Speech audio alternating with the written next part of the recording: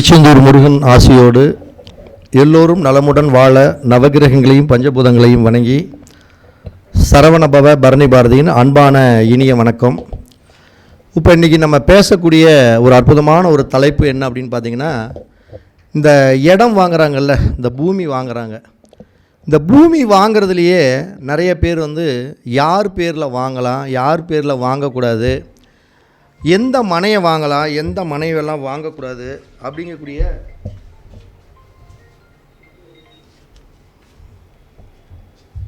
எந்த மனையை வாங்கலாம், எந்த மனையை நம்ம வாங்கக்கூடாது அப்படியெல்லாம் எல்லாத்துக்கிட்டும் ஒவ்வொரு எண்ணங்கள் இருக்கும். ஒருத்தர் என்ன சொல்லுவாங்க, எங்கள் வீட்டுக்கார பேரில் வாங்குங்கம்பாங்க. ஒருத்தர் எங்கள் சம்சாரத்து பேரில் வாங்கும்பாங்க. இப்போ சம்சாரத்து பேரில் வாங்கினா எங்கள் அம்மாவுக்கு மூக்கு வெடைச்சிக்கும். அடுத்தது கணவன் பேரில் வாங்கினோம்னா சம்சாரத்துக்கு இவர் பேர்லேயே தான் எல்லா சொத்துமே வாங்கணுமா, என் பேரில் ஒரு சொத்து இருந்தால் என்னன்னு இங்கே மூக்கு கிடைக்கும். இது மாதிரி இந்த சொத்து வாங்குறதுக்குள்ளேயே, சொத்து வாங்குறதே ஒரு சந்தோஷம்தான். ஆனால் அந்த சொத்து வாங்குறதுலேயும் வீட்டில் நிறைய பேர்த்துக்கு கருத்து வேறுபாடுகள். மனைவி பேரில் எழுதுனா அம்மா பேர், இத்தனை நாள் நானும் தான் இவனுக்கு ஆக்கி கொட்டுனே, இந்த நாய் ஒரு நாள் ஒரு பொழுது என் பேரில் இருக்குது, ஒரு வண்டி வாங்கினானா, ஒரு காரை வாங்கினானா, ஒரு சொத்தை வாங்கினானா, இப்படி அந்த அம்மாவுக்கு ஒரு ஏக்கம் இருக்கும். ஏன்னா அந்த அம்மாவுக்கு என்னென்னா, அதை வச்சு அந்த அம்மா ஒன்றும் பண்ண போகிறதில்ல, இருந்தாலும் ஒரு ஏக்கம், தம் பையன் தம் பேரில் ஒன்றும் வாங்கலையே அப்படின்னு. இப்போ இது மாதிரி யார் பேரில் வாங்கினா அது நல்லாயிருக்கும், ஜாதகத்தையெல்லாம் விட்டு தள்ளுங்க. ஜாதக ரீதியாக இப்போ நான் ஜாதகத்தை இல்லாமல் பொதுவாக வாஸ்து ரீதியாக ஒரு இடம் வாங்குறீங்க அப்படின்னா, அந்த இடம் யார் பேரில் வாங்கினா அந்த இடம் நல்லாயிருக்கும். இப்படி ஒரு இடத்த வாங்கிட்டாங்க, ஒரு தப்பான இடத்த ஒன்று வாங்கிட்டாங்க. அப்போ அந்த இடத்த வாங்கிட்டாங்கன்னா அந்த இடத்த மாற்ற விதமான எதுவும் பண்ண முடியல அப்படின்னா அவங்க எந்த மாதிரி ஒரு இடங்களுக்கு போனால் கண்டிப்பாக அதில் ஒரு 50% பாதிப்புகள் குறையும் அப்படிங்கக்கூடிய ஒரு அற்புதமான ஒரு காணொளி. இது வரைக்குமே நம்ம வகுப்பு படித்த மாணவர்களுக்கு கூட இந்த காணொளி தெரியாது. யானா சொல்லி கொடுத்தது இல்லை, சொல்லி கொடுக்கக்கூடாதுன்னு இல்லை, அந்த நேரத்தில் இந்த பிரபஞ்சம் கொடுக்கல, இன்றைக்கி நம்ம கொடுத்துருக்குது. இப்போ இந்த மனையே பார்த்திங்கன்னா நம்ம 4 விதமாக அந்த மனையை முதல்ல பிரிக்கிறோம். ஜோதிடத்தோட எப்பயுமே நம்ம ஒரு வாஸ்து சொல்கிறோம்னா ஜோதிடமும் வாஸ்துவும் கலந்து தான் பேசிகிட்டு இருப்போம். ஏன்னா ஜோதிடமும் வாஸ்துவும் ஒன்றுக்கு ஒன்று தொடர்பாகிக்கொண்டே தான் இயங்குமே தவிர ஜோதிடம் தனியாக இயங்காது, வாஸ்து தனியாக இயங்காது. ஜோதிடமும் வாஸ்துவும் ஒரு மனிதனுடைய 2 கண்கள் போல தான். அப்போ இந்த மனை இருக்குது அப்படின்னா, இந்த மனையை பார்த்திங்கன்னா 4 விதமாக மனை இருக்கும். பொதுவாக மனை கிழக்கு பார்த்த மனையும்பாங்க, ஒன்று மேற்கு பார்த்த மனையும்பாங்க, இன்னொன்று தெற்கு பார்த்து மனையும்பாங்க, இன்னொன்று வடக்கு பார்த்த மனையும்பாங்க. இதையே பார்த்திங்கன்னா வடக்கு கிழக்கு ரோடு இருக்கக்கூடிய இடத்துல அதை வடகிழக்கு மனைன்னு சொல்லுவாங்க. அதே மாதிரி நீங்கள் வாங்கக்கூடிய ஒரு இடத்துக்கு தெற்கையும் ரோடு இருக்கும், அதே மாதிரி பார்த்திங்கன்னா கிழக்கையும் ரோடு இருக்கும், அது தென்கிழக்கு மனை அப்படிம்பாங்க. அதே மாதிரி நீங்கள் ஒரு இடம் போய் வாங்கியிருப்பீங்க, அந்த இடம் பார்த்திங்கன்னா அந்த இடத்துல மேற்கு பக்கமும் ரோடு இருக்கும், தெற்கு பக்கமும் ரோடு இருக்கும். அந்த மனையை நம்ம தென்மேற்கு மூல மனை அப்படிம்போம். இதே மாதிரி பார்த்திங்கன்னா இன்னொரு மனை பார்த்திங்கன்னா வடக்கு பக்கமும் ரோடு இருக்கும், அதே மாதிரி பார்த்திங்கன்னா அந்த ஃப்ளாட்டுக்கு மேற்கு பக்கமும் ரோடு இருக்கும், அது வாயு மூல மனைம்பாங்க. அப்போ இந்த வடகிழக்கு மனை, தென்கிழக்கு மனை, இந்த தென்மேற்கு மனை, அடுத்தது வாயு மனை, வடகிழக்கு மனை, இந்த 4 விதமான மனைக்குமே இந்த ஜோதிடத்தை நம்ம எப்படி இதை ஒப்பிட்டு சரியாக அவங்களுடைய கஷ்டங்களை தீர்த்து அவங்களுடைய வாழ்க்கையில் நம்ம அவங்கள எப்படி வெற்றி பெற வச்சுருக்கிறோம் அப்படிங்கக்கூடிய ஒரு அனுபவத்தில் நான் வெற்றி கண்ட ஒரு சில விஷயத்தை உங்கள்கிட்ட நான் ஷேர் பண்ணிக்கிறேன். நீங்களும் இதை கண்டிப்பாக ஷேர் பண்ணிங்கன்னா உங்களுடைய உள்வாங்கி அவங்களுக்கு இதெல்லாம் நீங்கள் டெலிவரி கொடுக்கும் பொழுது இந்த வாஸ்து பார்க்குறவங்களும் உங்களுடைய வாழ்க்கையில் உங்களுடைய பலன் நல்ல விதமாக அமைஞ்சுது அப்படின்னு அவங்கக்கிட்ட ஒரு நல்ல சர்டிஃபிகேட் கிடைக்கும். ஒரு உதாரணத்துக்கு இந்த மனையில் கிழக்கு வடக்கு தெற்கு மேற்கு விட்டுருங்க. நார்மலாக பார்த்திங்கன்னா சில இடத்துல எல்லாமே அந்த கார்னர் மனை தான் கிடைக்கும். வடகிழக்கு கிடைக்கும், இல்லைன்னா தென்கிழக்கு கிடைக்கும், இல்லைன்னா தென்மேற்கு கிடைக்கும், இல்லைன்னா வடமேற்கு கிடைக்கும். இந்த 4 மனைக்குமே ஜோதிட ரீதியாக சில பேர் இருக்குது. இப்போ ஜோதிடத்தில் சரம் ஸ்திரம் உபயம் அப்படிங்கக்கூடிய ஒரு அற்புதமான ஒரு அழகான அமைப்பு இருக்குது. அப்போ இதில் சரமனைனா என்ன, ஸ்திரமனைனா எது, உபயமனைனா எது, அடுத்து இன்னொரு மூளைக்கு ராட்சச மனைன்னு பேர். இந்த 4 மனைனா முதல்ல நீங்கள் என்னன்னு தெரிஞ்சுக்கணும். இப்போ சரமனை, ஸ்திரமனை, உபயமனை, ராட்சச மனை. இதில் ராட்சச மனை அப்படிங்கிறது தென்மேற்கு மூலை ஃப்ளாட் அப்படிங்கிற பார்த்தீங்களா, அதுக்கு பேர் தான் ராட்சச மனைன்னு பேர். அப்போ தென்மேற்கு மனைன்னு என்ன அர்த்தம்? நீங்கள் வாங்கக்கூடிய இல்லை வச்சிருக்கக்கூடிய இடத்துக்கு தெற்கு பக்கமும் ரோடு இருக்கும், மேற்கு பக்கமும் ரோடு இருக்கும். அந்த மனைக்கு பேர் ராட்சச மனைன்னு பேர். நீங்கள் அப்போவே தெரிஞ்சுக்கலாம். உங்கள் ஃப்ளாட்டுக்கு தெற்கு பக்கம் மேற்கு பக்கமும் சொல்கிறப்பவே இவர் ராட்சசன்னு சொல்கிறானே அப்படின்னு நினச்சிக்கலாம். அப்போவே தெரிஞ்சுக்கலாம் இதனுடைய பலாபலன் எப்படி இருக்கும் அப்படிங்கிறது. சரி, அது ஒரு பக்கம் இருக்கட்டும். அடுத்தது, இந்த நீங்கள் வாங்கக்கூடிய இடமா இருந்தாலும் சரி, நீங்கள் வச்சுருக்கக்கூடிய இடமா இருந்தாலும் சரி, உங்கள் ஃப்ளாட்டுக்கு வடக்கு பக்கமும் ரோடு இருக்குது, கிழக்கு பக்கமும் ரோடு இருக்குது.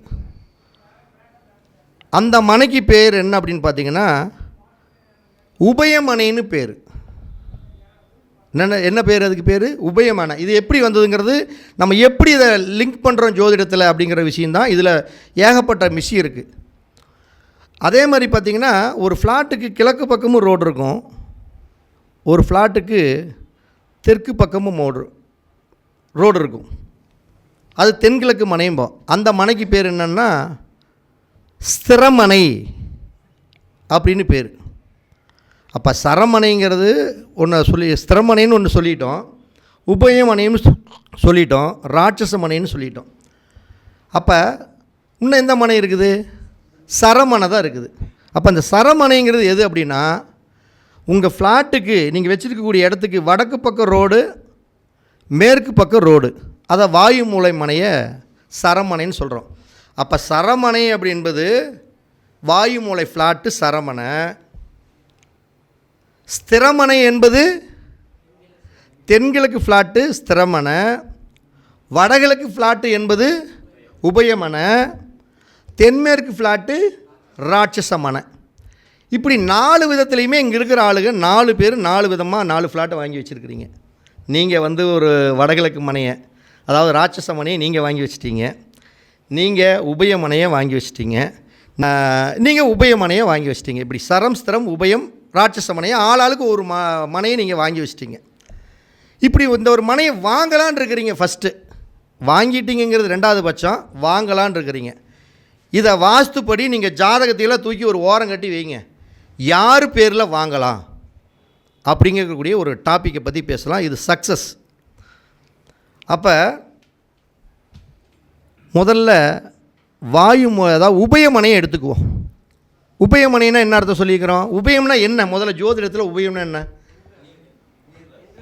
அதாவது உபயங்கிறது பார்த்திங்கன்னா ராசியெல்லாம் விடுதலை. உபயம்னா அந்த பக்கம் கொஞ்சம் இந்த பக்கம் கொஞ்சம், மேலேயும் கீழையும், அப்படி இப்படி.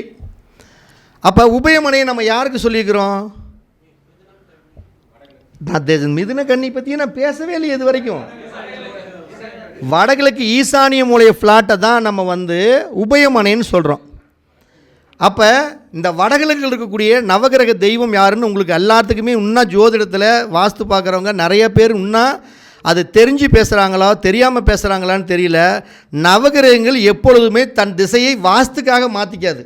வாஸ்துக்காக ஏதாச்சும் மாற்றிக்குமா? இல்லை. இப்போ நான் பேச வந்திருக்கிறார் சரவணன் சோமசுந்தரம் ஐயா இங்கே பரமத்தி வேலூரில் பேச வந்திருக்கிறதுக்காக அவரோட வீர் கோயம்புத்தூர்னு சொல்லாமல் அது திருநெல்வேலின்னு சொல்லிடுவாரா? சொல்லவே முடியாது. அப்போ வடகிழக்கில் இருக்கக்கூடிய புதனுடைய மூளை எந்த கிரகத்துக்கு சார்ந்தது? அதாவது ஈசானிய மூளை என்பது புதனுக்கு சொந்தமானது. அதே மாதிரி தென்கிழக்கு மூளை என்பது சந்திரனுக்கு சொந்தமானது. தென்மேற்கு மூளை என்பது ராகுக்கு சொந்தமானது. வடமேற்கு மூலை என்பது கேதுக்கு சொந்தமானது. இந்த நவகிரக தெய்வத்தை ஒரு சில பேர் சின்னாவிதப்படுத்தி வச்சுருப்பாங்க. வடமேற்கு சந்திரன்னு சொல்லுவாங்க. அது என்ன அர்த்தத்தில் சொல்கிறாங்க? இல்லை தெரிஞ்சு சொல்கிறாங்களா தெரியாமல் சொல்கிறாங்களா? அது எப்படி வாய் மாறும்? அப்போ ஜோதிடத்துலேயும் இந்த வாஸ்துலேயும் விழிப்புணர்வு இன்னும் மக்களுக்கு பத்தலை. மக்கள் முதல்ல உஷாராக இருங்க. நான் பொதுவாகவே சொல்கிறது, எங்களை சார்ந்த ஜோதிடம் சார்ந்த வாஸ்து சார்ந்த ஊடுருவிகள் நிறைய இருக்கிறாங்க, கொள்ளையடிக்கிறதுக்குன்னே இருக்கிறாங்க. நல்லா புரிஞ்சுக்கணும் நீங்கள். இப்போ ஏன் ஒருத்தரை நம்ம தப்பாவெல்லாம் சொல்லலை. இந்த வாஸ்துங்கிற பேரில் சும்மா மீட்டிங்கில் ஒரு மைக்கு கொடுத்துட்டாங்க, ஒரு பேட்டி கொடுத்துட்டோங்கிறதுக்காக உட்காந்து அந்த 15 நிமிஷம் அந்த வீடியோ கண்டென்ட்டுக்காக இல்லாததை இருக்கிற மாதிரி சொல்லி இந்த மக்களை குழப்பி பைத்தியம் முடிக்க வச்சுருக்கிறாங்க. இது நான் நிறைய வாஸ்து பார்க்க போன இடத்துல நிறைய கண்ட உண்மை.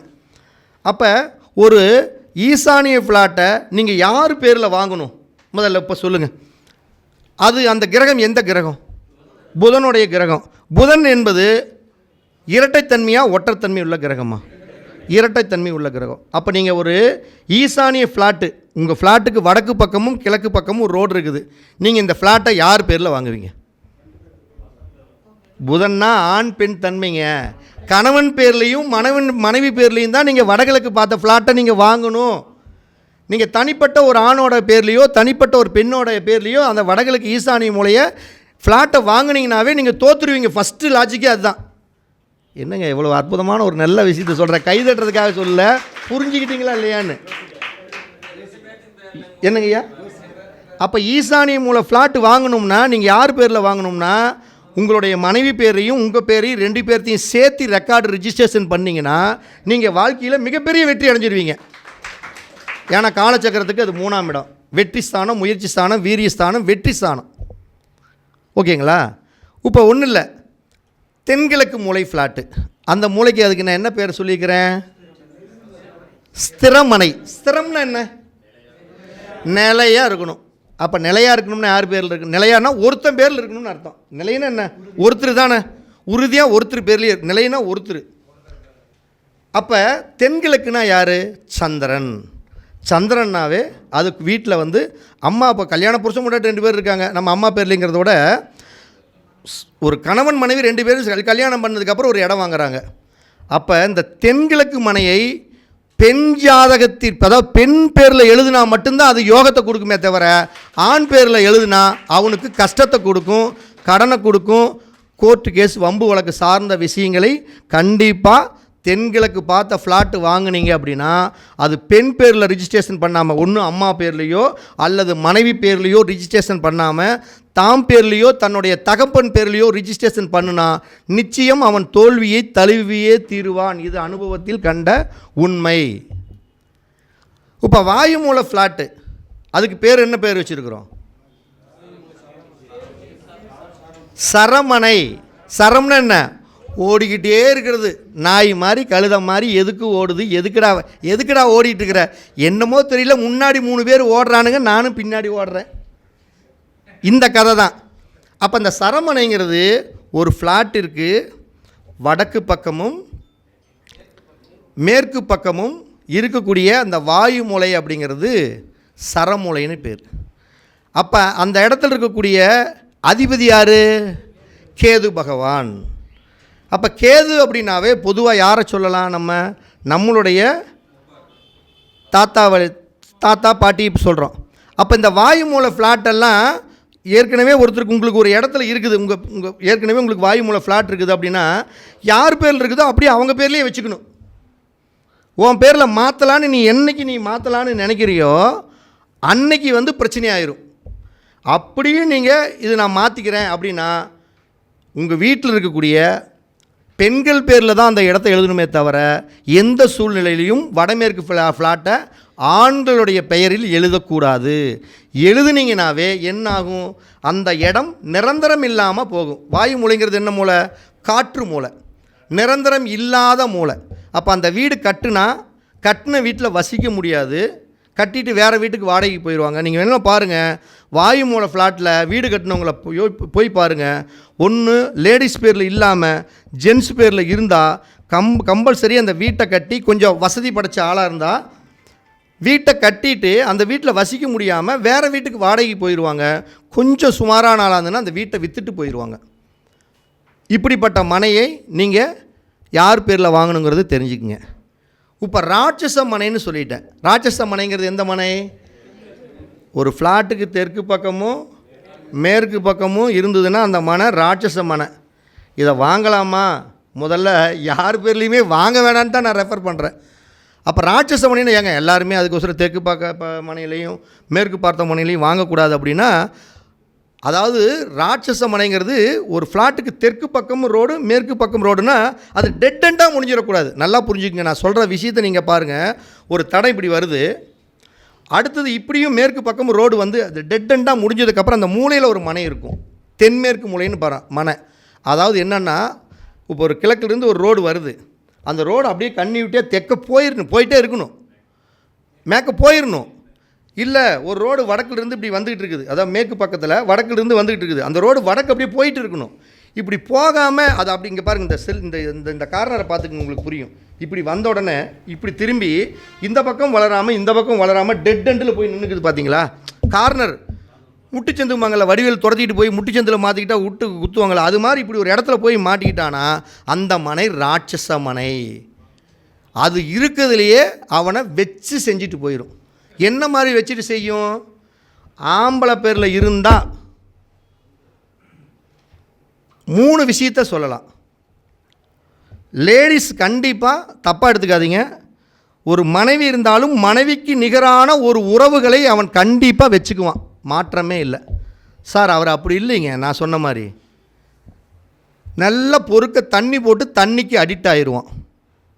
இந்த 2 விஷயத்தில் ஏதாவது ஒரு விஷயம் ஏற்பட்டு அதனால் கடனாகி துன்பமாகி இல்லைன்னா உடல் ரீதியான கட்டிகள் இல்லை கொழுப்பு சார்ந்த விஷயத்தில் உடல் ரீதியான பாதிப்பு அடைஞ்சு மோசமான தகாத பழக்க வழக்கத்துக்கு கண்டிப்பாக வந்தே தீருவாங்க. இது அனுபவத்தில் நான் கண்ட உண்மை. சார் லேடிஸ் பேரில், ஆண் ஜென்ஸ் பேரில் இல்லை, லேடிஸ் பேரில் இருக்குது. சொல்லவே தேவையில்லை. நிச்சயம் அந்த பெண் அவனுக்கு மட்டும் சொந்தம் அல்ல, கணவனுக்கு மட்டும் சொந்தம் அல்ல அப்படின்னா நீங்களே தெரிஞ்சுக்கலாம். நான் தப்பாக யாரையும் எந்த பெண்களையும் யாரையும் தப்பாக இழிவுபடுத்துறதுக்காக சொல்ல. அந்த பெண் தன் கணவனிடம் கிடைக்காத ஒரு அன்பை வேற ஒருவன் கொடுப்பான். அப்போ அந்த அன்பை அந்த பொண்ணு ஏற்றுக்கும். அப்போ ஏற்றுக்கிட்டால் அவங்களுடைய கற்பு அப்படிங்கிறது அடுத்தவர்களுக்கு சொந்தமாக போகும். அப்போ இந்த ராட்சச மனையை நீங்கள் வாங்கவே வேணான்னு சொல்கிறேன். அப்படி வாங்கினா இந்த மாதிரி பிரச்சனைகள் எல்லாம் 100% வந்தே தீரும். இது ஒரு டாபிக். அப்படியே இந்த டாப்பிக்கை அப்படியே வச்சுட்டு சரி இப்படியெல்லாம் ஒரு மனையை வாங்கிட்டாங்க, இதுக்கு என்ன மாதிரி ட்ரீட்மெண்ட் கொடுத்தா இந்த வாஸ்து ரீதியாக அவங்கள ஜெயிக்க வைக்க முடியும்? ஒன்றும் இல்லை. இப்போ தென்கிழக்கு மூலையை நம்ம என்ன பேர் சொல்லியிருக்கிறோம் கரெக்டாக சொல்லுங்கள்? ஸ்திரமனை. அப்போ தென்கிழக்கு மூலை ஃப்ளாட்டு பெண்கள் பெயரில் மட்டும்தான் இருக்க வேண்டும், ஆண் பெயரில் இருக்கக்கூடாது. ஆனால் ஆண் பெயரில் எழுதிட்டாங்கப்பா ரிஜிஸ்ட்ரேஷன். இதுக்கு நீ என்ன சொல்ல வர்றேன்னு ஒருத்தர் கமெண்டில் கேட்பான். அப்போ இவங்க வருடத்திற்கு ஒரு முறையாவது இல்லது 6 மாதத்துக்கு ஒரு முறையாவது, நல்லா புரிஞ்சுக்கணும். வருடத்துக்கு எப்பயுமே ஒரு டாக்டரை பார்க்க போகிறோம்னா ஒரு உடம்பு சொல்லினா ஒரு 3 டைம்னாச்சும் அந்த டாக்டர் வருவார். எல்லாருமே நினச்சிக்கிட்டு இருக்கிறது இந்த டாக்டருக்கு 3 நாள் வருமானம் வரணுங்கிறதுக்காக அப்படிங்கிற மாதிரி நினைப்பாங்க. ஒரு ட்ரீட்மெண்ட்டுக்கு போனோம்னா ஒரு ஊசி போட்டதுக்கப்புறம் டாக்டர் இந்த மாத்திரை எழுதி கொடுத்துட்டு 2 நாள் சாப்பிட்டு அடுத்த நாள் வந்து காட்டுங்க மாப்பிள்ள, ஏன்னா அதனுடைய வீரியத்தன்மை எப்படி இருக்குன்ட்டு. 2வது போனீங்கன்னா சார் இப்போ எல்லாம் ஓகே சார் பர்ஃபெக்ட்லி ஆல்ரைட் நான் கரெக்டாக இருக்கிறேன் அப்படின்னா சரி ஓகேங்களா, இந்த மாத்திரையை 1 வாரம் சாப்பிட்டுட்டு அப்புறம் வந்து நீ ஒரு டைம் வந்து எதுக்கு பார்த்துட்டு போயிருங்க மாப்பிள்ள. அப்போ போயிட்டு வர்றப்ப அந்த செக் பண்ணி பார்க்குறப்ப ஓகே எல்லாம் நல்லா இருக்குங்க, இனிமேல் நீங்கள் பாட்டுக்கு உங்கள் வேலையை பார்க்கலாம்பாங்க. அப்போ ஒரு முறைக்கு 2 முறை போனால்தான் அந்த காரியங்கள் சாதிக்க முடியும். அப்போ இந்த தென்கிழக்கு ஃப்ளாட்டு அப்படிங்கக்கூடிய ஃப்ளாட்டு மனைவி பெயரில் இல்லாமல் ஒரு ஆணுடைய பெயரில், அது தகப்பனோ அல்லது கணவனோ அவங்க பேரில் இருந்துட்டால் நிச்சயம் அவர்களுடைய முயற்சி தடைபடும். நிச்சயம் கடன் சம்பந்தப்பட்ட, வம்பு சம்பந்தப்பட்ட, கோர்ட்டு சம்பந்தப்பட்ட பிரச்சனைகளில் ஏதாவது ஒருவர் அவர்கள் சிக்கக்கூடிய சூழ்நிலைகள். நல்லா வாஸ்துப்படி வீடே கட்டியிருந்தாலும் கூட, நல்லா புரிஞ்சுக்கங்க நான் சொல்கிறத, வாஸ்துப்படி வீடே கட்டியிருந்தாலுமே இந்த மாதிரி மனை ஆண் பெயரில் இருந்தால் நிச்சயம் அவர்களுக்கு பாதிப்பு கொடுக்கும். அப்போ இவங்க வருஷத்துக்கு 2 முறை சந்திரனுடைய எனர்ஜி எங்கே இருக்குது அப்படிங்கிறத நம்ம தெரிஞ்சுக்கணும். ஒவ்வொரு கிரகத்துக்கும் எனர்ஜி பவர் அப்படிங்கக்கூடிய இடம் இருக்குது. சூரியனுக்கு எனர்ஜி தரக்கூடிய ஒரே இடம் சூரியநாராயணர் கோயில் தான். சந்திரனுக்கு எனர்ஜி கொடுக்கக்கூடியது திருப்பதி பெருமாள் தான். செவ்வாய்க்கு எனர்ஜி கொடுக்கக்கூடிய பவர், மேக்னெட் பவர் இருக்கிறது பழனியில் தான். புதனுடைய கிரகத்துக்கு எனர்ஜி கொடுக்கக்கூடியது மதுரை மீனாட்சி அம்மன் தான் கொடுத்தாகணும், வேறு யாருனாலையும் கொடுக்க முடியாது. குருவுக்கு எங்கள் அப்பன் திருச்செந்தூர் முருகன் அடிச்சுக்க வேறு ஆளுமே கிடையாது குருவுக்கு எனர்ஜி கொடுக்கணும் அப்படின்னா. சுக்கிரனுக்கு எனர்ஜி கொடுக்கணும், ஸ்ரீரங்கத்தோடைய பெருமாளை விட்டால் வேறு ஆளே கிடையாது. சனிக்கு எனர்ஜி கொடுக்கணும், சனி அதாவது சனி கிரகம் பாதிக்கப்பட்டு அந்த கிரகத்துடைய எனர்ஜி உங்களுக்கு ஃபுல்லாக கிடைக்கணும் அப்படின்னா திருநள்ளாறுக்கு போனால் மட்டும்தான் எனர்ஜி கிடைக்கும். ராகுக்கு எது பாதிப்பு, நீங்கள் எங்கே போகணும், காளகஸ்திக்கு போனால் மட்டும்தான் அந்த எனர்ஜி பவர் கிடைக்கும். அப்போ நீங்கள் இந்த தென்கிழக்கு மூலை ஒரு ஃப்ளாட்டை ஒரு ஆண் வாங்கிட்டாங்க அப்படின்னா நீங்கள் சந்திரனுடைய ஸ்தலமான திருப்பதி பெருமாளை ரோகிணி அஸ்தம் திருவோணம் நட்சத்திரம் வரக்கூடிய நாட்களில் திருப்பதி பெருமாளை நீங்கள் போய் வணங்கிட்டு வருடத்திற்கு 2 முறை வரும் பொழுது ஆண் பெயரில் இருந்தாலும் அவர்கள் கடனிலே சிக்கியிருந்தாலும் அந்த கடனை கட்டி வாஸ்துப்படி அவர்கள் சுபிச்சமாகுவார்கள். இதுதான் ரிசல்ட். அவ்வளோதான். டக்குன்னு எழுதி கொடுத்துட்டு போயிட்டே இருக்க வேண்டியது தான். இப்போ 2வது வடகிழக்கு மூலை, அது வந்து ஆண் பெண் பெயரில் தான் இருக்கணும் அப்படின்ட்டேன். அது உபயமனைன்னு பேர். இப்போ ஆண் பேர்லேயும் இல்லை, ஒரு வேளை ஆண் பெண் 2 பேர்த்து பேரில் தான் இருக்கணுன்ட்டேன். 2 பேர்த்து பேரில் இல்லை சார், ஒருத்தர் பேரில் தான் எழுதிட்டாங்க. இந்த வடகிழக்கு மனையை ஒருத்தர் பேரில் மட்டும்தான் எழுதிட்டாங்க. அது ஆணாக இருக்கட்டும் பெண்ணாக இருக்கட்டும். அப்போ இப்படிப்பட்ட மனை ஒருத்தர் பேரில் இருந்தால் கண்டிப்பாக அந்த வீட்டில் குழந்தைகள், நல்லா புரிஞ்சுக்கங்க, வடகிழக்கு முனையை இருக்கக்கூடிய மனை ஒருத்தர் பேரில் ரெஜிஸ்ட்ரேஷன் ஆகியிருந்தால் கண்டிப்பாக அந்த வீட்டில் இருக்கக்கூடிய யாருக்கு பாதிப்பு கொடுக்கும்னா அந்த வீட்டில் படிக்கக்கூடிய குழந்தைகளுடைய அறிவுத்திறன் கொஞ்சம் மங்கும். படிப்பு சம்பந்தப்பட்ட பாதிப்புகள் கண்டிப்பாக வரும். சிறுவர்கள் கண்டிப்பாக சொன்ன பேச்சு கேட்க மாட்டாங்க. கண்டிப்பாக ஒரு வளர்ச்சி இருக்காது. அப்போ இப்படியெல்லாம் நீங்கள் இப்போ இந்த வடகிழக்கு மனையை வாங்கியிருக்கிறீங்க, அது யாரோ ஒரு ஆண் பேர்லேயோ ஒரு பெண் பேர்லேயோ இருக்குது.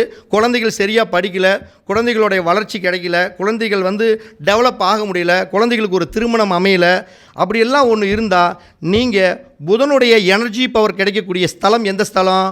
மதுரை மீனாட்சி அம்மனுடைய கோயிலுக்கு ஆயில்யம் கேட்டை ரேவதி நட்சத்திரத்தில் போய் நீங்கள் வழிபட்டால் உங்களுக்கு சுபிச்சம் கிடைக்கும். அவ்வளோதான், ரெக்கார்டு எழுதியாச்சு, ஃபைலு. இது சத்தியமான உண்மைங்க. இது வந்து வகுப்பாக போட்டு கூட பணத்தை எடுக்கலாம். ஆனால் இதை வந்து சொல்லணும் அப்படிங்கிறதுக்காக தான் சொல்லிகிட்டு இருக்கிறோம். இதே வாயு மூலை ஒரு ஃப்ளாட்டு. அப்போ அந்த வாயு மூலைக்கு உண்டான அதிபதி யார்? கேது பகவான் தான். அப்போ நம்ம அங்கே என்ன சொல்லியிருக்கிறோம்? ஒன்றும் லேடிஸ் பேரில் தான் இருக்கணும்னு சொல்லியிருக்கிறோம்.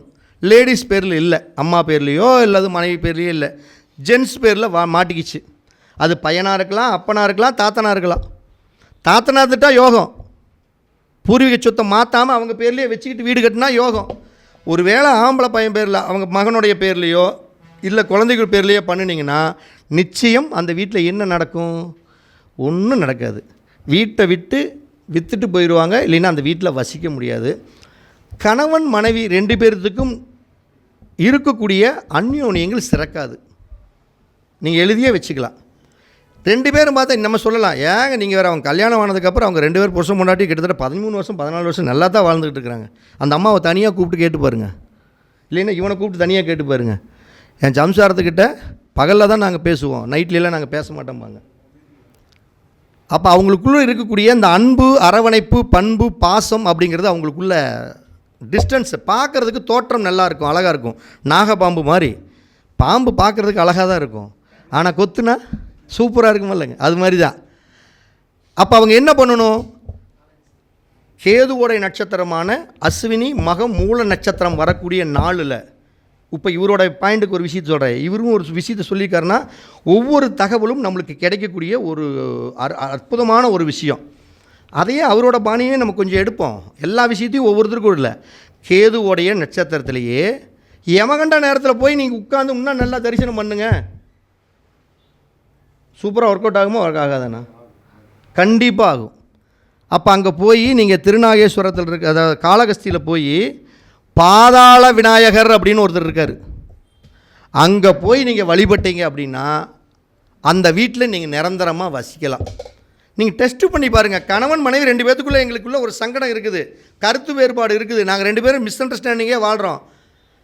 அஸ்வினி மகம் மூல நட்சத்திரம் வரக்கூடிய நாளில் காளகஸ்தியில் போய் பாதாள விநாயகரை வழிபட்டுட்டு வாங்க. உங்களுக்குள்ளே வந்து ஒரு 2-3 டைம் போயிட்டு வந்து பாருங்கள். அதுக்கோசரம் போயிட்டு வந்தோன்னா எங்கேங்க என் சம்சாரம் என்னை பார்த்து முறைக்குதுனாலும் சொல்லக்கூடாது. 2 நாள் முறைக்கும், 3ஆம் நேரத்து உங்கள்கிட்ட வந்து சிரிக்கும். அப்போ நீங்கள் ஃபாலோ பண்ணணும். இப்படிப்பட்ட மனையை வாங்கினீங்கன்னா இந்த இடத்துக்கு போயிட்டு வந்தீங்கன்னா அந்த இடத்துக்கு போனோன்னா உங்களுக்கு ஒரு எனர்ஜி பவர் கிடைக்கும், இன்னும் சூப்பராக இருக்கும். இது யார் போகணும்னா பத்திரம் யார் பேரில் இருக்குதோ அவங்க போகணும். சார் எங்கள் பையனுக்கு உடம்பு சரியில்லைங்க, மாத்திரை எழுதி கொடுங்கன்னு கேட்கக்கூடாது. அந்த பையனை டாக்டர்கிட்ட கூட்டிகிட்டு போனால் தான் அந்த டாக்டர் எல்லாம் செக் பண்ணிவிட்டு ஓ இந்த பையனான்னு. ஒவ்வொருத்தரும் வாஸ்து கேட்பாங்க, எரிச்சலாக இருக்கணும். உங்களுக்கு வீடு இருக்கும், சென்னையில் இருக்கும், கோயம்புத்தூரில் இருக்கும். சார் என் இடம் வந்து தென்வடலில் 38, கிளமேரில் 42, அப்படியே எனக்கு இங்கே உட்காந்துக்கிட்டு ஒரு வாஸ்து வரைபடம் தேவையும்பாங்க. இது எப்படி வாஸ்து படம் என்னென்னது? நான் சினிமாவாக நடத்துகிறோம் இல்லை ஏதாச்சும் வீடியோவா? அப்போ ஒரு வாஸ்துங்கிறது ஒரு இடத்துக்கு நேரடியாக போய் அந்த இடத்துக்கு போனால் தாங்க அந்த திசை சரியாக கிழக்கு பார்த்துக்கிட்டு இருக்குதா, வடக்கு பார்க்குதா, தெற்கு பார்க்குதா, மேற்கு பார்க்குதா, இல்லை எங்கே பார்க்குது சொல்கிறாங்க பாரு. பார்வைக்கு பலம் அதிகம் உண்டு. பார்வை ஒன்றே போதும். படமே வந்துருச்சு, பார்வை ஒன்றே போதும். நீ பார்த்துக்கிட்டு போனாலும் பார்க்காம போனாலும் நான் பார்த்துக்கிட்டே தான் இருப்பேன்.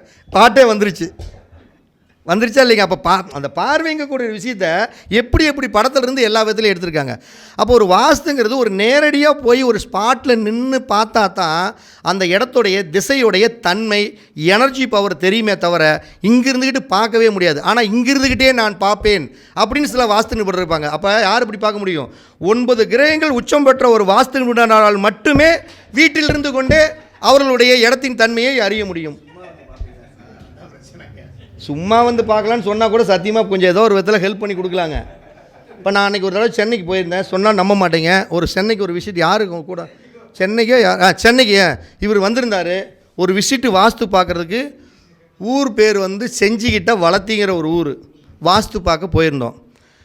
அந்த பையன் வந்து யூடியூப்பில், சார் இப்பயும் நீங்கள் யூடியூப்பில் பாருங்கன்னா தெரியும், ஐ ஆம் யுவர் பிக்கெஸ்ட் ஃபேன்னு ஒருத்தன் கமெண்ட் போட்டுகிட்டே இருப்பார். அந்த பிக்கெஸ்ட் ஃபேன் யாருன்னே தெரியல. அவர் வந்து ஒரு பையன்தான். கூப்பிட்டுருந்தாப்புல போய் அவங்க வீடு வாஸ்து பார்க்க தான் போயிருந்தோம். தம்பி என்னோடய ஃபீஸ் இவ்வளவெல்லாம் எனக்கு பேமெண்ட் வந்து அட்வான்ஸாக, நான் ட்ராவலிங் சார்ஜ் இது, என்னோடய பேமெண்ட் இது அப்படின்னு சொல்லி, சார் நான் பணத்தை ஒரு வாரம் ரெடி பண்ணிவிட்டு கூப்பிட்றேங்க அப்படின்னாப்புல. அதே மாதிரி ஒரு வாரம் ரெடி பண்ணிக்கிட்டு, சார் உங்களுடைய ட்ராவலிங் சார்ஜை நான் போட்டுடுறேன், உங்கள் பேமெண்ட்டு நான் வந்தோன்னே தரேனாரு. அதே மாதிரி அந்த இடத்துக்கு போனோம். அவன் போன உடனே, சார் இந்த உங்களோட யூடியூப்பில் நான் ஐ ஆம் பிக்கெஸ்ட் ஃபேன் ஒருத்தர் பேர் போடுவோமே தெரியுங்களா அப்படின்னாப்புல. ஆமாங்க, அது யாருன்னு தாங்க தெரியல. அது சார் நான் தான் சார் அப்படின்னாப்புல. எனக்கு உண்மையாலுமே ரொம்ப சந்தோஷமாக இருந்தது. ஆனால் எல்லா வீடியோவுக்கும் போட்டுக்கிட்டே இருப்பாப்புல.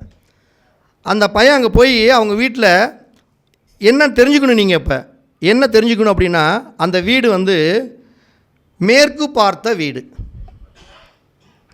அந்த மேற்கு பார்த்த வீட்டுக்கு தலைவாசல் எங்கே வச்சுருக்காங்க அப்படின்னா, தென்மேற்கு மூலையில் தான் மெயின் தலைவாசல் அந்த வீட்டுக்கு வச்சுருக்காங்க. அப்போ அந்த மேற்கு பார்த்த வீட்டுனாவே அதனுடைய மெயின் தலைவாசல் வீட்டுக்கு போகக்கூடிய தடம் எங்கே இருக்கணும்னா வடமேற்கு மூலையில் தான் இருக்கணும். அதாவது மேற்கு பக்கத்திலேயே வடக்கு சாயிலில் தான் இருக்கணும். அது மேற்கு வாயு மூலையில் இல்லாமல் தென்மேற்கு மூலையில் நிருதி மூலையில் இருக்குது. அப்போ நிருதி மூலையில் இருந்தாவே நம்ம சொல்லிட்டோம் ஏற்கனவே இதெல்லாம் பாதிப்பு பிரச்சனை அப்படின்லாம் சொல்லிட்டோம். தம்பி இது யார் பேரில் இந்த இடம் இருந்தது? சார் எங்கள் அப்பா பேரில் தான் இந்த இடம் இருந்தது. சரி ரைட்டு. எல்லாம் கேட்டதுக்கப்புறம் அந்த பையன்கிட்ட இந்த மாதிரி ஒரு தலைவாசல் இருக்குது, உங்கள் அப்பா இருக்கிறாரா, உங்கள் அப்பாவுடைய நிலை என்ன, உங்கள் அப்பாவுக்கும் இந்த இடத்துக்கு இப்போ தற்சமயம் பெரிய அளவுக்கு சம்மந்தம் இல்லாமல் ஒரு பாதிப்பாடு இருக்குது எப்படின்னு கேட்டேன். எங்கள் அப்பா இறந்துட்டாருங்க, இந்த வீட்டை கட்டி கொஞ்ச நாள்லேயே இறந்துட்டாருங்க அப்படிங்கிறாரு. சரி, அப்பாவோட கேரக்டர்லாம் எப்படி தம்பி அப்படின்னா, எங்கள் அம்மா இல்லாமல் இன்னொருத்தரை கல்யாணம் பண்ணியிருக்காரு அப்படிங்கிறாரு. மேட்ரு வந்துருச்சா? விஷயம் அதுக்கு வருதா இல்லையா? அப்போ அந்த பையனை வந்து நம்ம ஜெயிக்க வைக்கணும். அப்போ அந்த எப்பயுமே ஒரு வாஸ்து பார்க்குறோம்னா அவனை ஜெயிக்க வைக்கணும். அப்போ இதையெல்லாம் நம்ம அங்கே போய் பார்த்தா தான் ஜெயிக்க வைக்க முடியாது. உட்காந்துக்கிட்டு இங்கே உட்காந்துட்டு இப்படின்னு எல்லாம் தட்டி எல்லாம் ஒன்றுமே பண்ண முடியாது. இன்றைக்கி வாடிக்கையாளர்கள் பண்ணக்கூடிய ஒரே தப்பு என்னென்னா, தயவு செய்து நீங்கள் எந்த வாஸ்து நிபுணர் வேணுமாலும் கூப்பிடுங்க, எந்த ஜோதிடர் வேணாலும் பாருங்கள், யாரை வேணுமாலும் கூப்பிடுங்க, உங்கள் வீட்டுக்கு வர சொல்லி உட்காந்து பாருங்கள். வீட்டுக்கு வராமல் நீங்கள் வந்து இங்கிருந்தே எனக்கு ஒரு 10 20 தட்டி விடுங்க ஜிபேவில், நான் வாஸ்து போட்டு பிளான் இங்கிருந்தே ஏவுகணையில் அனுப்புகிறேன்னு சொல்கிறாங்கல்ல, அந்த மாதிரி ஆளுகளை நம்பாதீங்க. எல்லாம் ஃப்ராடுக்காரனுங்க, பணம் சம்பாதிக்கிறதுக்குன்னு உண்டான விஷயம். நான் தப்பாக சொல்லலை. ஒரு விசிட்டுக்கு 25,000 30,000 50,000 கொடுக்குறீங்க. ஏன் இன்றைக்கி வந்து ஜோதிடத்தை விட்டுட்டு வாஸ்துக்காரங்க ஜம்ப் பண்ணி வெளியில் வந்திருக்காங்க தெரியுங்களா? ஜோதிடம் பார்த்துக்கிட்டு இருக்கிறவங்க வாஸ்துக்கு ஏன் ஜம்ப் பண்ணாங்கன்னா, உடம்பு நோகாமல் ஜோதிடம் நீ என்ன தான் டேலண்டாக சொன்னாலும் ஒரு 5,000 கொடுப்பாங்களாண்ணா. அதிகபட்சம் ஒரு பாப்புலரான ஃபிகருக்கு ஒரு 5,000. ஆனால் வாஸ்து நிபுணரில் பாப்புலரே இல்லை, நீ ஒன்றுக்காகாத ஆளாக இருந்தாலும் உனக்கு 20,000 கட்டிப்பா. நான் சொல்கிறது எப்படி? ஒன்றுக்கே ஆகாத ஆளாக இருந்தாலும் 20,000 கட்டி, ஒன்றும் இல்லை 10,000 கட்டிப்பா கடைசிக்கு. அதனால தான் எல்லாருமே இந்த ட்ரெண்டிங் ஜோதிடத்தை விட்டுட்டு வாஸ்துக்கு வந்துட்டாங்க. இதுலேயும் இந்த வாஸ்து வந்து இன்றைக்கி படுது பாடுங்க. ஊருக்கு வாஸ்து, நகரத்துக்கு வாஸ்து, கிராமத்துக்கு வாஸ்து, சென்னைக்கு வாஸ்து, லண்டனுக்கு வாஸ்து, இதெல்லாம் ஃப்ராடுத்தனம், அயோக்கித்தனம். சத்தியமாக சொல்கிறேன், நல்லா புரிஞ்சுக்கங்க. வாஸ்து என்பது ஒரு தனி மனிதனுடைய இருப்பிடத்திற்கு மட்டுமே வாஸ்து. இப்போ உதாரணத்துக்கு நல்லா புரிஞ்சுக்கங்க, நல்லா நீங்களே அறிவோட சிந்தனை பண்ணுங்கள், ஒவ்வொருத்தரும் சிந்திங்க. ஒரு இடத்துக்கு நம்ம என்ன சொல்கிறோம், கிழக்கு பக்கமும் வடக்கு பக்கமும் பள்ளமாக இருக்கணும், தெற்கு பக்கமும் மேற்கு பக்கமும் மேடாக இருக்கணும். இதுதான் வாஸ்து. அப்போ நீங்கள் இருக்கக்கூடிய இடத்துக்கு கிழக்கையும் வடக்கையும் பள்ளமாக வச்சிங்கனாவே பாதி பக்கம் நீங்கள் பாஸ் மார்க் வாங்கின மாதிரி, தெற்கு பக்கமும் மேற்கு பக்கமும் உயரப்படுத்தினீங்கனாவே அது பாதி மார்க்கில் ஜெயிச்சிட்ற மாதிரி. வடக்கு கிழக்கு அதிக காலி இடம் இருக்கணும்னு பேர். அதிக காலி இடம் இல்லைன்னா நீங்கள் வாஸ்துப்படி வீடு இல்லைன்னு அர்த்தம். இப்போ தெற்கு பக்கம் மேற்கு பக்கமும் குறைஞ்ச காலி இடமா இருக்கணும், அதிக காலி இடமா விட்டுட்டான்னா பிரச்சனைன்னு அர்த்தம். இவ்வளோ தானே வாஸ்து. இப்போ இதையே இன்னொரு விஷயத்த சொல்கிறேன், இந்த நகரத்து வாஸ்து, சிங்கப்பூரில் வாஸ்து, இந்த மெட்ராஸில் வாஸ்து, இந்தூரில் வாஸ்து, இப்படியெல்லாம் பேசுகிறாங்கன்னா நீ அதை உன்னால் என்ன திருத்த முடியும்? என்னத்தை திருத்த முடியும்? சத்தியமாக திருத்த முடியாது. அப்போ திருத்துறன்னு ஒன்று கிளம்புறோம் அப்படின்னா உங்களை ஏமாற்றி உங்களை முட்டாளாக்குகிறான் என்று அர்த்தம். நீங்கள் நல்லா புரிஞ்சுக்கணும். நீங்கள் உதாரணத்துக்கு ஒரு இடத்துக்கு வடக்கு கிழக்கில் பள்ளமாக இருக்கணும், மேடு வரக்கூடாது, உயரமான மரங்கள் வரக்கூடாது. இதுதான் லாஜிக்கு. சில ஊரில் போகிற ஒன்று சேலத்தை எடுத்துக்க, அதிகபட்சம் நம்ம சேலத்துக்கு உள்ளே நுழைஞ்ச உடனே வடக்கு பக்கமும் கிழக்கு பக்கமும் அப்படியே மிகப்பெரிய ராட்சச மலை இருக்குது. ராட்சச மலை இருக்குது. நீங்கள் அதை என்னத்தை வாஸ்துப்படி நீங்கள் அந்த மலை என்ன வெட்டி எடுத்துருவீங்களா?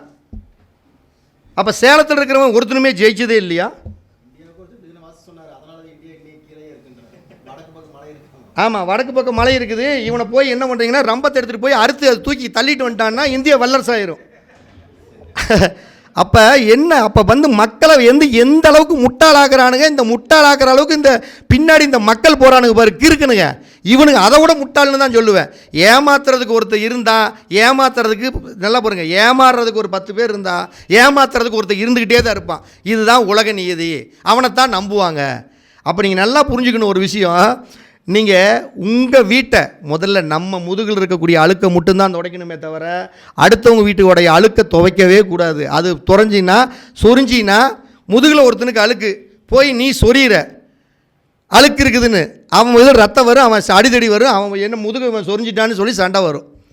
அப்போ வாஸ்து பார்க்குறதுலையும் உங்களுடைய இல்லத்திற்கு முதல்ல பாருங்கள், உங்கள் இடத்த சரியாக பாருங்கள்.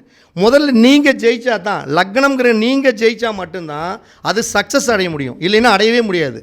இப்போ அதே மாதிரி தான் இப்போ இந்த தென்மேற்கு அதை வடமேற்குக்கூடிய ஒரு ஃப்ளாட் இருக்குது அப்படின்னா அந்த ஃப்ளாட்டு தாத்தா பேரில் இருந்துட்டால் ஓகே. அதுக்கு தகுந்தா போல் அந்த ஃப்ளாட்டு சப்போஸ் இது மாறி இருந்துருச்சு அப்படின்னா அந்த இடத்துக்கு உண்டான விஷயங்கள் பாதகத்தை கொடுக்கும். அப்போ நீங்கள் அப்படியெல்லாம் ஒரு இடம் வாங்கிட்டீங்க, ஒரு வீட்டை கட்டிட்டீங்க, அப்போ நீங்கள் அந்த வீட்டில் ஒரு நிம்மதியாக வாழணும், அந்த வீட்டில் பிரச்சனை இல்லாமல் இருக்கணும் அப்படின்னா அந்த அஸ்வினி மக மூல நட்சத்திரம் வரக்கூடிய நாட்களில் பாதாள விநாயகர் அந்த கோயிலில் போய் வழிபடும் பொழுது ஒரு 2 முறையாவது இல்லை வருஷத்துக்கு ஒரு முறையாவது நீங்கள் வழிபட்டு வந்தீங்கன்னா அந்த வாயு மூலை ஃப்ளாட்டு எக்காரணத்தை கொண்டு உங்களுக்கு துன்பத்தை கொடுக்காமல் நல்ல விதமான பலன்களை நிச்சயம், வாஸ்து கோளாறு உள்ள வீடாக இருந்தாலும் அது உங்களுக்கு எனர்ஜி பவரை கொடுக்கும். அதுக்கு தானே சொல்லியிருக்கிறாங்க ஒவ்வொரு கோயிலையும் எனர்ஜி பவர்னு. அப்போ அந்த இடத்துக்கு போகும் பொழுது நீ இங்கே இருக்கிற கொண்டே அந்த இடத்த எனர்ஜி பவரை விட்டுட்டு அங்கே இருக்கக்கூடிய எனர்ஜி பவரை கொண்டாந்து ஒரு மாரத்தான் ஓட்டம் ஓடிக்கிட்டே இருக்கிறாங்க. 2 கிலோமீட்டருக்கு ஒருத்தன் 1 கிலோமீட்டருக்கு ஒருத்தன் குளுக்கோஸ் பாட்டில் வச்சுக்கிட்டு நிற்பான், குளுக்கோஸை வச்சுக்கிட்டே இருப்பான். எதுக்கு வச்சுக்கிட்டு இருக்கிறான்? நீ சங்கி போயிடுவ, குளுக்கோஸை கொடுத்தோன்னே அவன் வாயில் எடுத்து இப்படி சப்பும் பொழுது இன்னும் 1 கிலோமீட்டர் ஓடுவான். அதுக்காக எனர்ஜி கொடுக்கக்கூடிய கோயில் அப்படிங்கிறது இருக்குது. இப்போ தென்மேற்கு மூலை ஃப்ளாட்டு வாங்கிட்டான், இருக்கவே கூடாது தான். தென்மேற்கு மூலை அந்த ஃப்ளாட்டு ராகுவுடைய ஃப்ளாட்டு தான், வாங்கிட்டாங்க, தற்சமயம் விற்க முடியல. இப்போ தற்சமயம் இப்படிப்பட்ட ஒரு ஃப்ளாட்டில் நான் தவிச்சிக்கிட்டு இருக்கிறேன், என்னால் ஒன்றுமே பண்ண முடியல. நான் இப்போதைக்கு ஒரு வீடு கட்டி ஒரு இடத்துக்கு போகிறதுக்கே இன்னொரு 6 மாதம் ஆகும், 1 வருஷம் ஆகும், தற்சமயம் முடியல. இப்போதைக்கு எனக்கு ஏதாவது ட்ரீட்மெண்ட் இருக்குதானா? நிச்சயம் ட்ரீட்மெண்ட் இருக்குது. அப்போ என்ன மாதிரி ட்ரீட்மெண்ட் கொடுக்கணும் அப்படின்னா ராகுவுடைய எனர்ஜிக்கு உண்டான ஸ்தலம் அதே காளகஸ்தியில் இருக்கக்கூடிய இல்லைண்ணா ராகு கேதுக்கு 2க்குமே நம்ம அந்த இளந்தான். ராகு கேதுக்கு 2க்குமே இப்போ ராகுக்கு நம்ம பொதுவாக திருநாகேஸ்வரங்கிறோம், ராகு கேதுக்கு 2க்குமே எனர்ஜி பவர் 2க்குமே காளகஸ்தியில் இருக்கக்கூடிய பாதாள விநாயகர் தான். அது எப்போ போகணும்னா ராகுக்கு திருவாதிரை சுவாதி சதயம் வரக்கூடிய நட்சத்திர காலத்தில், ராகு காலத்தில் நல்லா புரிஞ்சுக்கங்க, ராகுவுடைய நட்சத்திரம் வரக்கூடிய ராகுவுடைய நட்சத்திரத்தில் ராகு காலம் வரும் பொழுது இந்த இடத்துல போய் நீங்கள் உட்காந்து உங்களுடைய பிரச்சனைகளெல்லாம் சொல்லி வழிபட்டீங்க அப்படின்னா நிச்சயம் 100% கண்டிப்பாக உங்களோட பாதிப்பிலிருந்து விலகி அந்த வீட்டுக்கு போகிற அடுத்த வீட்டுக்கு மாறுற வரைக்கும் உங்களுக்கு நல்லாவே இருக்கும். அப்போ நீங்கள் வச்சிருக்கக்கூடிய மனை ஜோதிட ரீதியாக யார் பேரில் வாங்கலாம் வாங்காததை விட பொதுவான கண்டென்ட்டு சரம் ஸ்திரம் உபயம் ராட்சச மனை யார் யார் பேரில் வாங்கணும். உபயமனை அப்படின்னாவே 20 பேர்லேயும் வாங்கணும். அதுதான் வந்து வடகிழக்கு மனைன்னு பேர். சரமனை அப்படிங்கிறது யார்? வாயுமூலை மனை. அது தாத்தா பேரில் இருந்தால் அப்படியே விட்டுருங்க. அடுத்தவங்க பேரில் ரிஜிஸ்ட்ரேஷன் பண்ண வேணாம். அப்படியும் பண்ணினாலும் பெண்கள் பேரில் பண்ணுங்கள். அதே மாதிரி தென்கிழக்கு மனை அப்படின்னா முழுக்க அந்த வீட்டில் பெண்கள் பேரில் மட்டும் ரிஜிஸ்ட்ரேஷன் பண்ணுங்கள். ஆண்களை வந்து கூட ஜோடி சேர்த்திக்காதீங்க. அது தாயாக இருக்கலாம் அல்லது மனைவியாக இருக்கலாம். தென்மேற்கு மூலை அப்படிங்கக்கூடிய ராட்சச மனையை மட்டும் முடிந்த அளவை வாங்கணுங்களை பற்றி பிரச்சனை இல்லை. இனிமேல் வாங்காமல் இருந்துக்கிட்டிங்கன்னா உங்களுடைய வாழ்க்கை வளம் பெறும் நலம் பெறும் அப்படிங்கக்கூடிய ஒரு அற்புதமான தகவலை சொல்லி மீண்டும் ஒரு அழகான அடுத்த தருணத்தில் உங்களை சந்திக்கிறேன். அனைவருக்கும் வணக்கம், அனைவருக்கும் வாழ்த்துக்கள். தர்மத்தின் வழி செல்ல செல்ல கர்மத்தின் வழி குறையும் அப்படிங்கக்கூடிய அற்புதமான தகவலோடு மீண்டும் அடுத்த தருணத்தில் சந்திப்போம். சொல்லுங்க ஐயா. அது ஒரு பிரச்சனை இல்லை, அதுதான் ஜாதகம். இப்போ வடக்கு பார்த்த பிளாட்டு, கிழக்கு பார்த்த பிளாட்டு, தெற்கு பார்த்த பிளாட்டு, மேற்கு பார்த்த பிளாட்டு, உங்களுடைய ஜாதகத்தை பார்த்து நீங்கள் வாங்கிக்கிங்க. சரம் சிரம் உபயங்கிற 4 கார்னர் மனைக்கு முட்டான மேட்ரை மட்டும் தான் நம்ம சொல்லிக்கிறோம். இப்போ வடக்கு பார்த்த ஃப்ளாட்டு ஒன்று யார் பேரில் வாங்கலாம்? அப்போ அவங்களுடைய ஜாதகத்தில் 4ஆம் இடம் யாருக்கு வலுத்து இருக்குதோ நல்ல நிலைமையில் இருக்கணும். நல்ல நிலைமையில் என்ன? 4ஆம் இடத்து அதிபதி ஆட்சி உச்சம், அல்லாது 4ஆம் இடத்து அதிபதி எந்த நீசமாகாமல் இப்படியெல்லாம் ஒரு நல்ல நிலைமையில் இருந்தால் அவங்க பேரில் வாங்கலாம். ஒருவேளை 4ஆம் இடத்து அதிபதி நீசமாயிருச்சு, மாந்தியோட சேர்க்கை பெற்றுச்சு, இப்படியெல்லாம் இருந்துட்டு அவங்க பேரில் வந்து கண்டிப்பாக வாங்கக்கூடாது. அதாங்க ஐயா, அப்பாவோட சொத்து உங்கள் பேரில் மாற்றலாமானாவே உங்கள் ஜாதகத்தில் கொடுப்பன நல்லா இருக்கணுமில்ல.